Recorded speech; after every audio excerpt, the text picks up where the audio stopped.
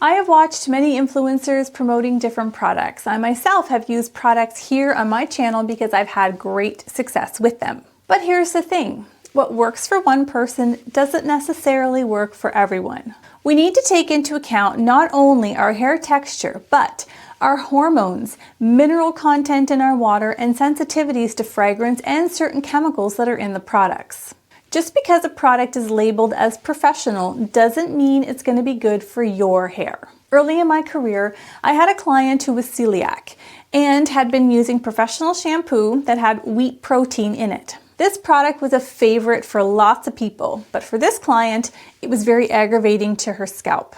We didn't realize that there was wheat protein in the shampoo, so she made a switch and very quickly got the results that she wanted. This was around the time I started reading ingredient labels on products. Just like on food labels, if you're trying to stay away from sugar, it's found in pretty much everything in a box.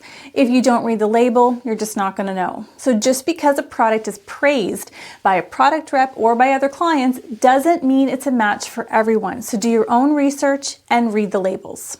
So for example, if you have highlights or balayage, your stylist may recommend a purple shampoo to keep the blonde looking amazing. And this is a great product. However, it's important to know what else your hair is exposed to. So talk with your hairstylist about some of the things they might not be able to actually see during your consultation. Things like hard water in your shower, starting a new medication. These things can throw off hair results. Layering purple shampoo with hard water that's full of minerals can not only prevent proper cleansing, but the minerals in the water can deposit orange and green tones on the hair, making the purple pigment not look great. You might actually need 2 different shampoos to get the results that you want. One that contains more powerful cleansing agents to disperse hard water minerals, and then another one to deposit pigment. If you have hard water, a clarifying shampoo is usually recommended. These are used about once a week to ensure there's no buildup of product or minerals on the hair. However, using these excessively, they can strip the hair of its natural oils, doing more harm than good. So use according to the manufacturer's directions, and your hairstylist will be able to help you with this. You may be using the same shampoo for 20 plus years, and you find that your hair is just not doing the same thing anymore. Maybe it seems dry, oily, dull, flat, thinning, so many things. Puberty, pregnancy, perimenopause, menopause, all of these times in a woman's life is where our hormones change. The change can last months or years, making it very frustrating to work with our hair. But there's hope. Use product for what your hair is doing now, not for what it was. You may have used a brand for years and, like me, started reacting to it, or it's just not doing it for you anymore.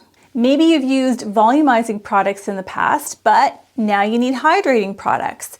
You might think that these are going to weigh down your hair, but they will actually do the opposite when used correctly. Healthy hair should always be the goal. Healthy hair has body and shine. Dry or damaged hair is going to be flimsy and fly away. I've had clients come in and ask for a particular product because their best friend has it and absolutely loves it, or because they've seen it advertised and they just like what they saw. The reality is, well, we buy way too many products. Once we use them once or twice, don't really like them, we buy more products, keep trying them, and we really don't know what's best for our hair. Even in the salon, we can use 15 different things on the hair from the time they sit in the shampoo bowl to the final hairspray at the end. This is fun to have done at the hairdresser, however, it's just not realistic for every day. I had a hairstylist once that I absolutely loved. She used lots of products on me and I loved the way my hair looked when she finished. So I obviously wanted all of them. I asked her this question: if I can only leave here today with one product, what is the most important one? She told me what I needed most to replicate what she had done. I purchased the product, loved it, and gradually bought more products each visit. I actually incorporated this into my practice. So when doing clients' hair, I always explain the products I'm using, let them hold the bottles, smell them. I don't want to overwhelm them, so I will recommend one product to take home that day. This is usually more manageable for people, and they appreciate that you have thoroughly examined their hair and scalp to make an educated choice for them and not just to recommend everything. If they have hard water, for example, a clarifying shampoo might be the best product for that day. Maybe the next visit will be a leave-in product or a mask. By the time they're out of shampoo, it might be the third or fourth visit, and then they can start cycling through the products again. Most people are only going to need a handful of products.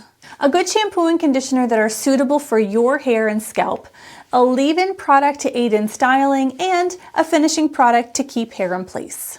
If your hair is chemically treated or damaged, you should also have a mask on hand to use about once a week to help repair any hair damage.